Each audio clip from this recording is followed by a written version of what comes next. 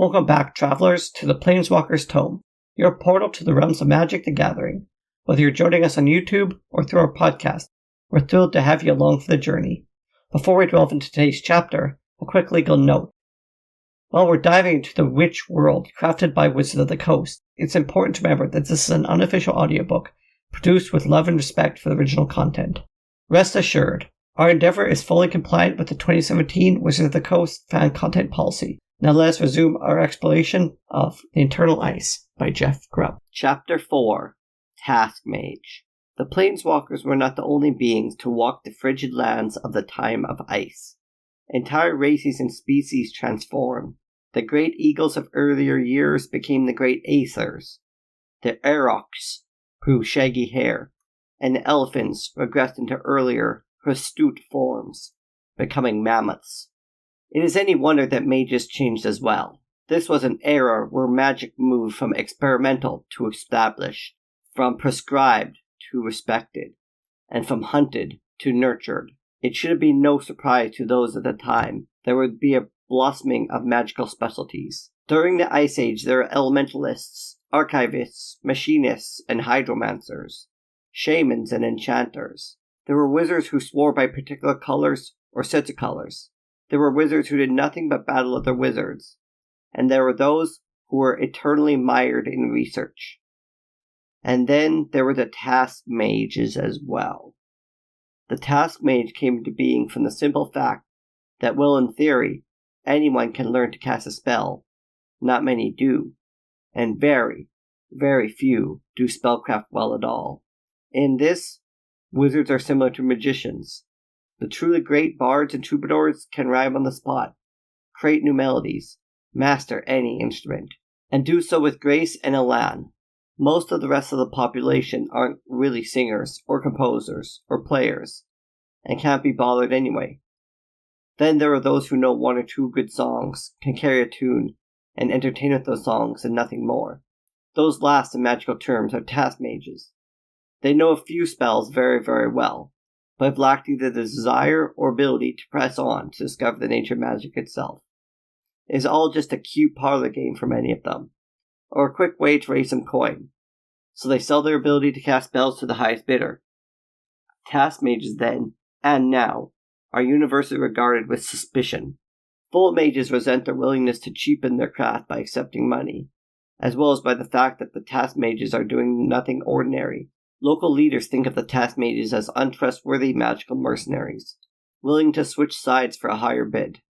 The common people find them only as useful as the spells they know, and think of them as a little dangerous.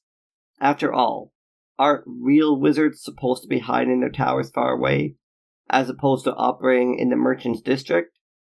What were they doing here anyway? But as the greatest of the task mages of this age once said, "Hey, a girl's gotta eat, right?" Arkle, Argivian scholar. In the days following the encounter with Leshrac the Planeswalker, Jodah redoubled his efforts in the archive vault, both out of his own fear and out of understanding why Lim-Dûl now wanted the information. He split his time between research of the planes themselves and the various legends of the Planeswalkers. The maddening nature of the old Planeswalker legends confounded him. The old tales were at best incomplete, and at worst completely fraudulent. The problem was that none of them were written by Planeswalkers themselves. Even the stained and fragile copy of Caleb Bing Krug's The Antiquity Wars ended just when Urza supposedly transcended into his higher state. By this time, Jodah had the archive vault organized into a reasonable research unit. He had found references to additional volumes, which then were located and procured by the necromancer. Jodah did not choose to speculate on the nature or matter of such procurements. Even given the transitional nature of his help, progress was made, and thanks to Jodah, a sense of continuity was maintained. It startled Jodah to realize that every sage, scribe, and scholar now working in the vault was younger than he was, had been summoned since his own appearance.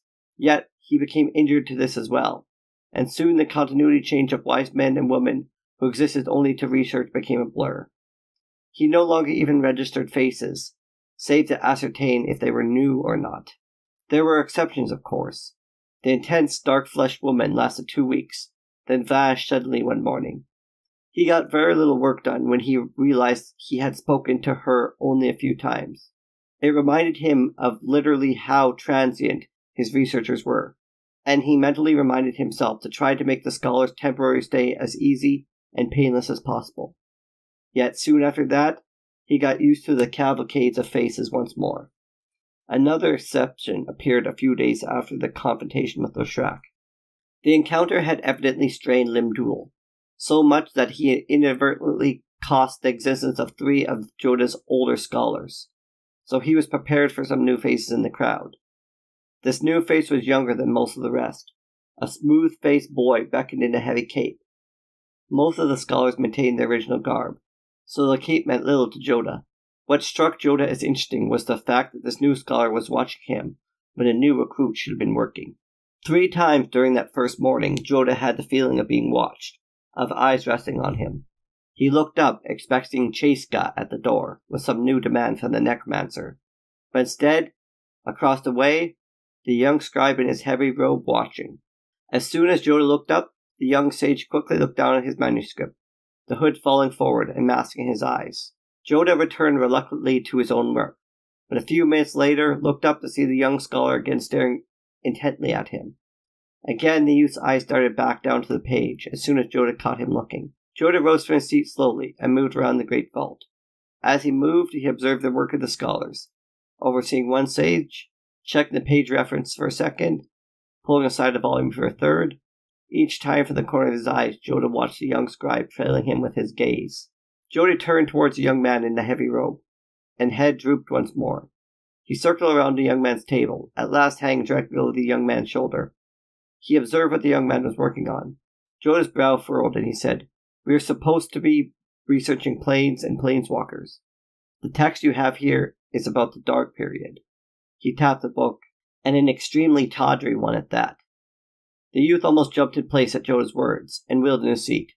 He raised his head briefly, then caught himself, and turned back to the text. "Planes and planeswalkers?" said the youth, taking on the fox deep rumblings of a child trying to sound like an adult. "Of course. Turn here," said Jodah calmly. "Look at me."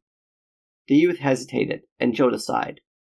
Leshrac might be brutal with Limdul, and the necromancer's harsh with Jodah, but he would be damned if he would order these other, lesser creatures around. "Come on now, please." The youth turned, and Jodah got a good look at the boy's face. The lad had wide, expressive green eyes, a sharp jaw, with pursed lips and freckles, dark eyebrows furrowed with apparent fear, but the fringes of hair sticking out from beneath his tight cap were reddish-brown. Just a boy, thought Jodah. The rest of this lot were scholars, and could probably come to terms with their unliving status, but he was probably still asking questions, and probably not liking the answers either. Still, the lad looked familiar. Jodah canted his head to one side and said, "Do I know you?" The boy almost flushed with nervousness, then locked his eyes on Jodah and said, in almost a whisper, "I don't know. Do you?" Jodah nodded slightly. Perhaps this whelp was from his own past, like the snowball-haired scholar from the first day. Of course, if Limdul found out, he'd likely unravel the boy without a second thought. Jodah smiled. "This may be very confusing for the first few days. Just concentrate on your work. That's why you're here." The lad nodded and said, "Why I'm here? Yes, of course. Planes and planeswalkers." "Right enough," said Jodah. "Now, if you want to be useful, there's a pile of notes from an earlier scholar that I need summarized." The boy let Jodah guide him to a brimming pile of paper, and sat down with a pen to make notes. Jodah went back to his own readings, but first he paused and turned back toward the youth. He caught sight of the heavy cloth-capped head diving back down over his assigned task. Jodah sighed in frustration and busied himself with his own tasks. That evening, alone in his room, the fresh yellow flowers in the ice-cold water, the one concession to living plants it seemed in the entire citadel. Jodah wondered about the validity of the summoning spell, if it could bring such confused individuals as the boy, or himself, into being. Jodah wondered why he was brought back into being. What was it about himself that made him particularly invaluable to Limdul? He seemed to have skill for organizing, yes, one apparent grounded to his bones, but that could not be the only reason. In his previous incarnation, his real life, as he now thought of it, had he been an expert in the myriad planes? Maybe he had been close to a planeswalker, perhaps as an assistant or a relative. Was his work there intended to kindle slumbering memories? Or as the shade of Marton Stromgard had suggested, was it because he had something particular to Limdul that earned his vengeance? Jodah sighed again, and a deep, ragged sigh, and turned his mind to the greater problem at hand. Planes and planeswalkers, and the mysterious rogue plane. Planeswalkers seemed to be power incarnate, as far removed from humankind as man was from the goblins. They saw things before they happened, knew things that were unknowable, and cast spells that daunted the best of wizards with supreme ease.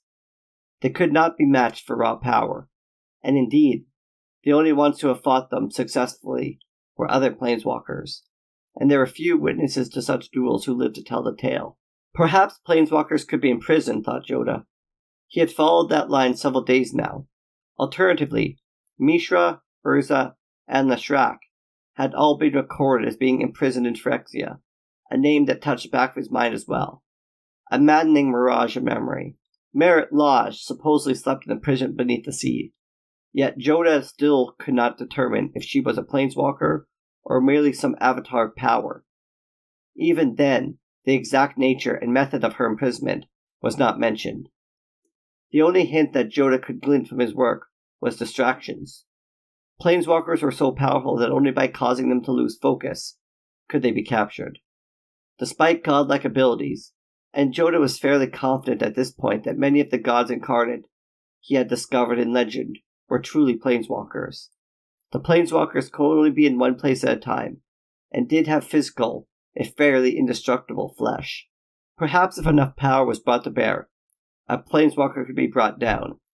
Enough power, like dropping a mountain or another planeswalker on them, or blowing up an island, or perhaps threatening something close to them.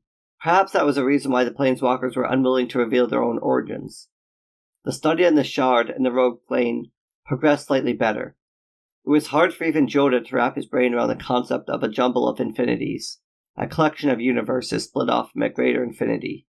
Indeed, how could planeswalkers dream of escaping the shard when there were full realities within this universe? Still, that seemed to be what was driving creatures like Lashrak mad.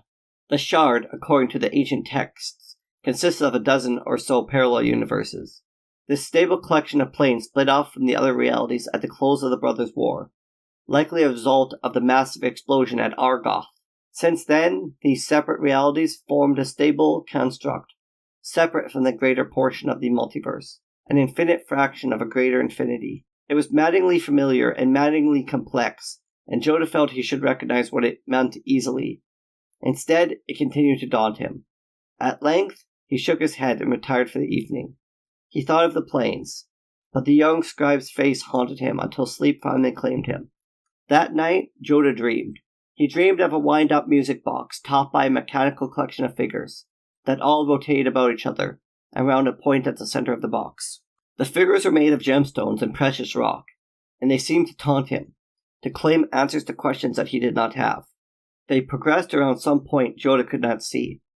Frustrated, Jodah in the dream rolled a marble, glowing of white mana, through the ever-changing field of spheres. The marble shot through the center and emerged on the other side, but revealed nothing at the core. The other figures wobbled as his marble rolled past. The image of the music box stayed with him after he awoke. His dreams had subsided since he had come to terms with his true nature, but this one stuck in his memory long after waking. Jodah stared at the ceiling above his bed, and he finally nodded. He understood. If this shard were truly stable, then there'd be no escape, for each angle would be reflected against the others, and objects moving in any direction would bounce against it inside forever. The planeswalkers were trapped like the figures in the box. Trapped in an infinitely large box, but trapped nonetheless. But if another stone came shooting across the surface of the music box, then all the other card figures shifted slightly in order to accommodate its passage. The basic pattern would hold, and the newcomer would settle down and enjoy the shard itself. Or if it was moving fast enough, it would shoot through the connection of figures and bundles of planes, and would go at the other side, taking anyone or anything that was on that rogue plane with it. In the morning, Jodah summarized his thoughts and sent a message to Limdul. An hour later, Chaska, huge and lumbering, appeared, and demanded that Jodah gathered his evidence and appear before the necromancer. Upon entering, Jodah saw that his master had changed. Since the encounter with Leshrac, Limdul now sat on his bone-weight throne, his head propped up with one hand. The nubs on the necromancer's forehead had sprouted into horns. Leshrac's punishment for Limdul's perceived failings. The horns curved like a ram's, and the necromancer's face was pained and tightly drawn from his muscles supporting the weight. Limdul grimaced and ordered Jodah to present his information. After Jodah had finished, he demanded he do so again, slowly. This time, Limdul stopped Jodah at each point, demanding what source he used, and what his thoughts were. Jodah felt as if his knowledge was being forcefully pulled from his mind at every step. Jodah thought about skimming over his inspiration for the rogue, but decided against it. It was a dream, he said to Limdul, or rather the dream... It was a dream, he said to Limdul, or rather the dream of a memory, of a clockwork device of precious stone figures, all fitting together to predict the functioning of the planes. Limdul leaned back on his throne of ossified bone, propping up his horned head with the knuckles of one hand.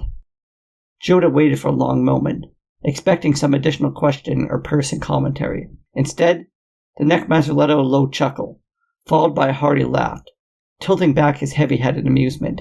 As he laughed, Jodah noticed that the necromancer's teeth had grown sharp and predatory, another gift from Leshrac. I knew I had done well to use you, snapped Limdul at the last. You would remember what you needed to. Yes, a stone calendar, which your dream called a music box, would be the perfect analogy for the planes of the Shard. But I had not considered the placement of a rogue on that board. Yes, it would explain much. The necromancer's face went slack for a moment, as if Limdul was calling on a distant memory of himself. When he spoke again, it was only to abruptly dismiss Jodah. Jodah opened his mouth to remonstrate, but Sheska's heavy hand fell on his shoulder, and the mage allowed himself to be led back to the vault. There was something about Limdul's matter now that reached deeper than just his bestial frame. The planeswalker's curse seemed to reach deeper than the flesh. Jodah sent his various sages to pull out information on stone calendars, and returned to the other matter of Limdul's interest, the matter of how to slay a planeswalker. Again, however, Jodah kept noticing the young mage watching him as he worked. Now the boy was surreptitious in his observation, kept his head down, but always facing Jodah as the archmage moved around the room, following Jodah with his eyes. Yet when Jodah wandered too close, the boy would keep himself busy, placing one heavy tome on his work and opening another, scanning it intently till Jodah went away. That evening, after taking his evening meal in his own room, the fire warm as always, the flowers fresh, Jodah decided he would have a look at the boy's work. The archive vault was mostly empty at this hour, the scholars having worked themselves to exhaustion and retired to what Jodah hoped was a dreamless sleep. Two did not make it to their quarters. One slumped over the table, another sprawled in a chair, her head tilted back, piercing the air with her saw-blade snores. Jodah walked over to where the new lad had been working through the pages, where he had been translating older text to vernacular. He lifted the top sheet. Doodles. The page was filled with doodles. Stars, little hearts, bits of what Jodah recognized as magical formula, but wrapped inside long looping lines. Jodah frowned and looked through the other pages. There was the start of a page, but the neat handwriting quickly decayed into a cursive scrawl, and into rough, intangible loops. On another page, what looked like a collection of naughty limericks involving rhymes of Tavesh Sazat. On another was a passable portrait of Jodah himself, his eyebrows pursed together, and looking like storm clouds. Jodah shook his head. Could the summoning spell have misfired somehow, and brought them a fake scholar? Or perhaps one like himself, who was a shadow of his younger, untrained version of an older scholar. As he considered the idea, a narrow hand looped around his chest from behind, straining to grab both of his upper arms. A second hand snaked round, and over his mouth. "Shush!" yelled a soft voice. "It's about time you showed up." Jodah reacted instinctively, bringing up both arms and freeing them easily, spinning in place.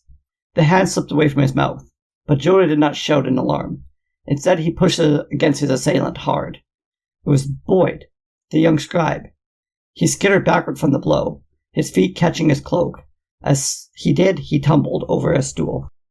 He rose almost as quickly as he fell, his cap knocked slightly askew, his arms caught in his cloak. Jodah reached automatically into his mind and pulled a spell, one that radiated the deep color of sapphires at the base of his brain.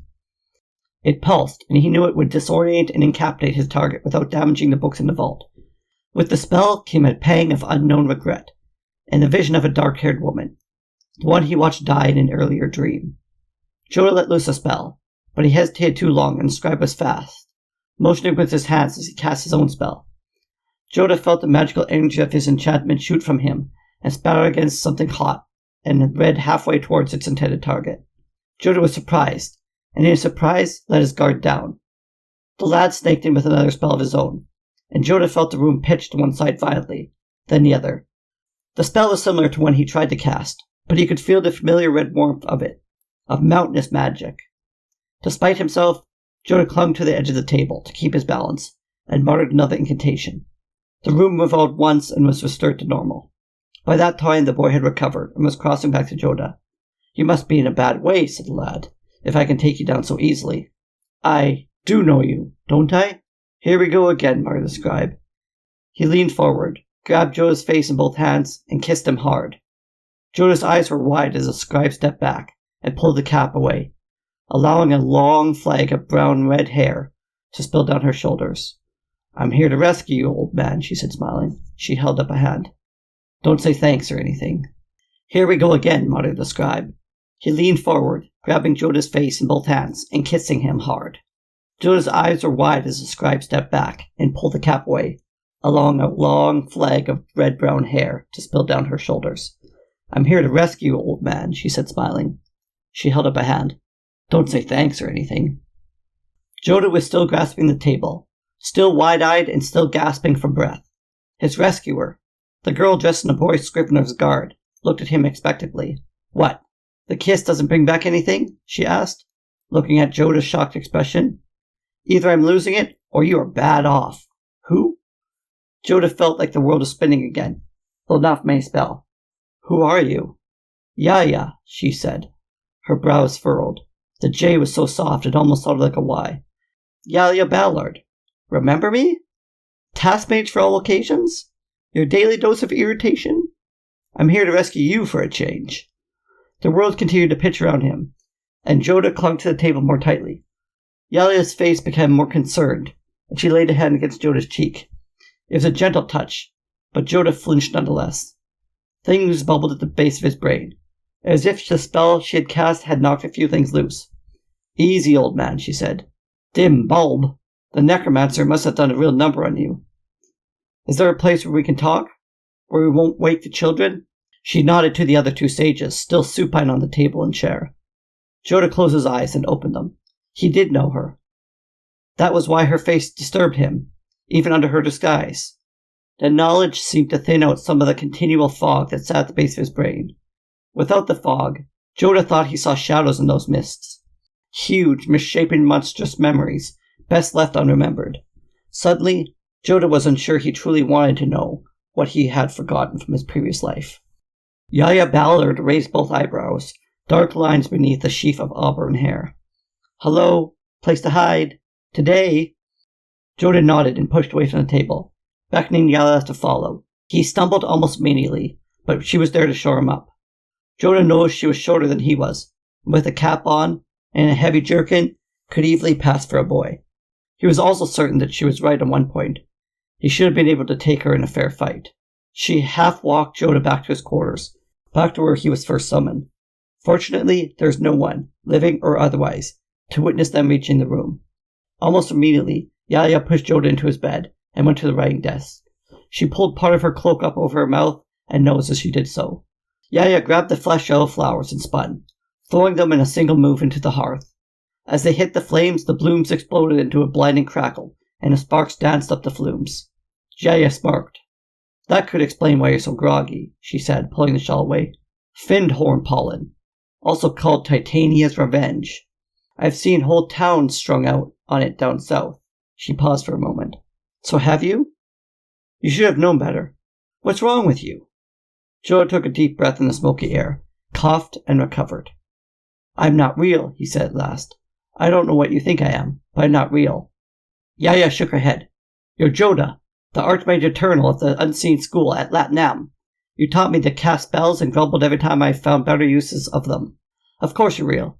I wouldn't waste my time to rescue a ghost, even if I was paid. Which, I will tell you, I haven't been. Good to know you rate my services gratis. Don't you know? Jodah took another deep breath and let it out, then shook his head. Yaya pursed her lips into a thin, concerned line and shot a close look at the door. Okay, one thing at a time. You're Jodah, remember that? Yes, Joe said. I remember. You're the archmage eternal. Gotcha? Joe shook his head. I might have been. He looked pensive. I don't know, Willie. What do you remember? He asked sharply. I remember being a boy. I remember studying magic. I remember the church and the shipwreck. And his voice trailed off. Other things. Great.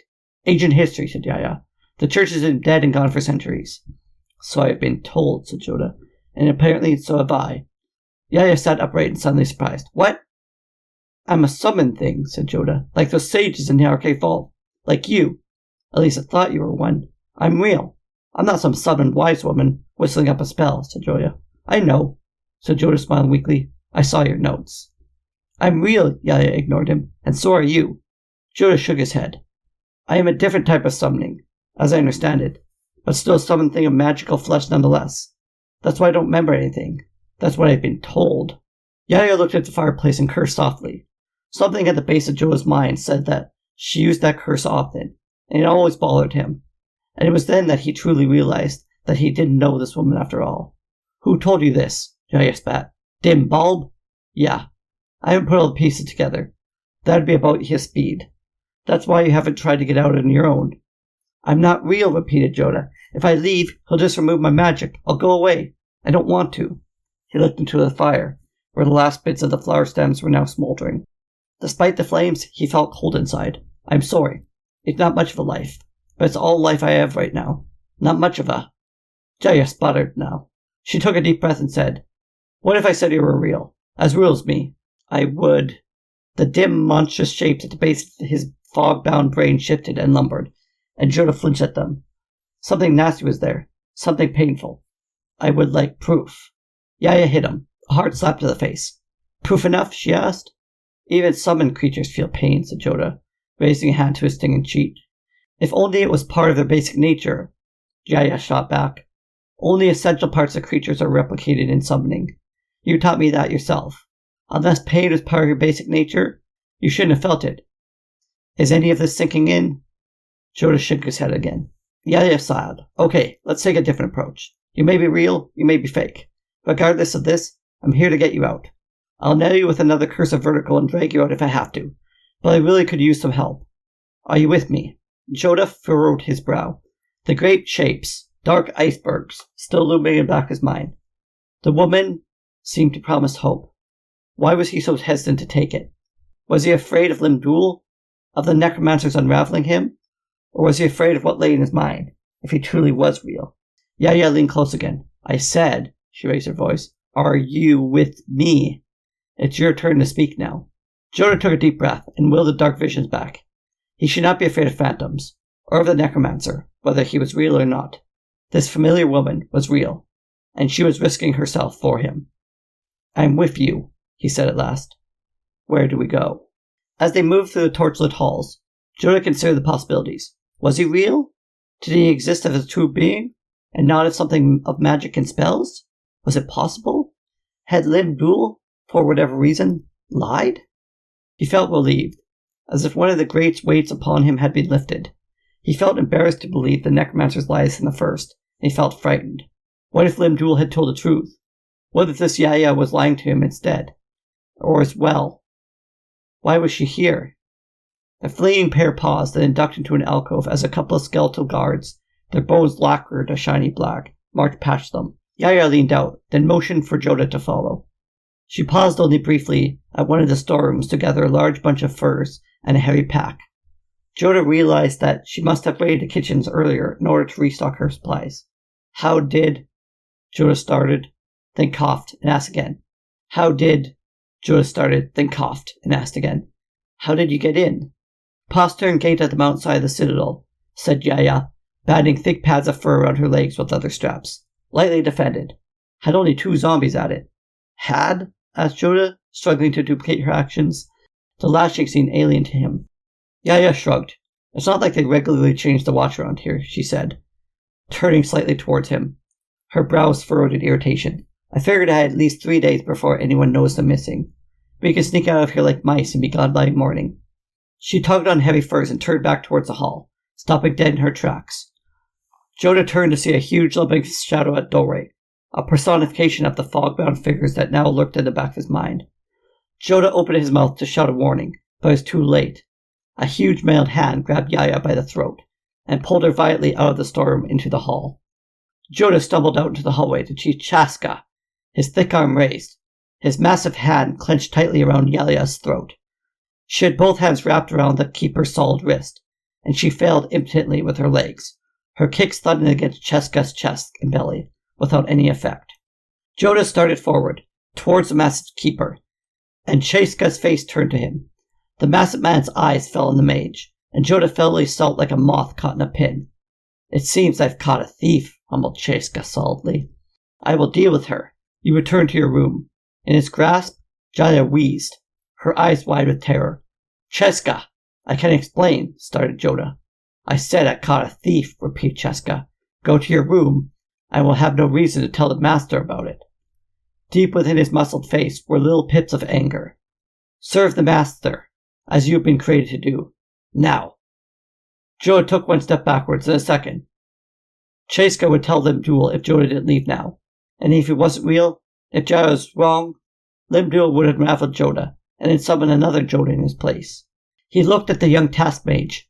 Chaska had turned away, assuming that Jodah would flee as ordered, and he was now pressing Yaya against the wall with his gauntleted hand. She had her mouth open to scream, but no sound came out. Her face was turning purple as Chaska choked the life out of her.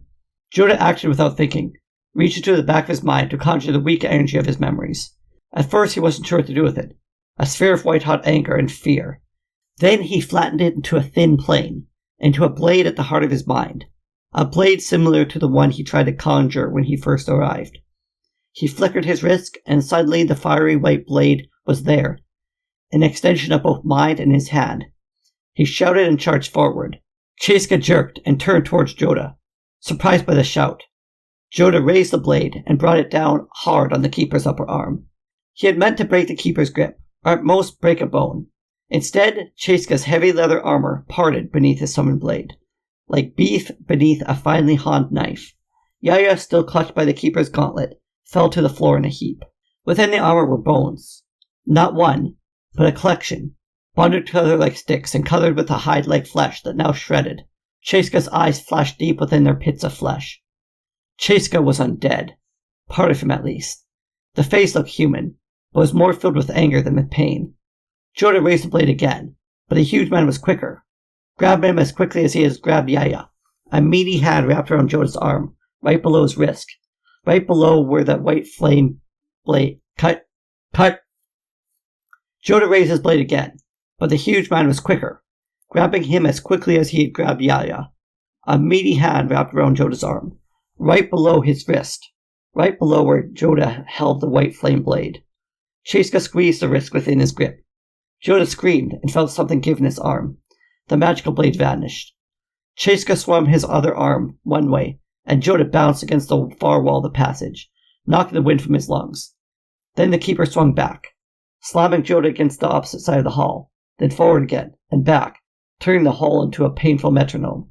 Jodah screamed as he struck the wall, but his mind was working. Why didn't the keeper just kill him? Was he so hard to replace?